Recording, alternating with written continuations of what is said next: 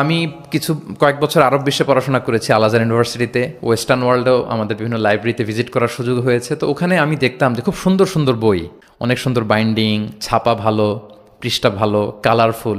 Most recently আমি একটা বই পড়ছি, মিরাজ মহিউদ্দিন নামে একজন Egyptian scholar, Harvard graduate, revelation নামে, অনেকে হয়তো দেখে থাকবেন। এত চমৎকার বই সিরাতের উপর আমি আমার পুরো জীবনেতে দেখিনি।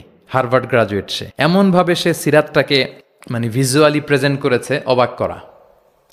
তো আমার খুব ইচ্ছে ছিল যে ওয়াই নট বাংলাদেশে আমরা আমাদের এই পাবলিকেশন ইন্ডাস্ট্রি থেকে এরকম বই কেন হয় না। তো যেই প্রকাশকের সাথেই কথা বলি ওনারা বলে যে শায়েক আপনি তো জানেন না এই দেশে মাথার চেয়ে পায়ের দাম নাকি বেশি।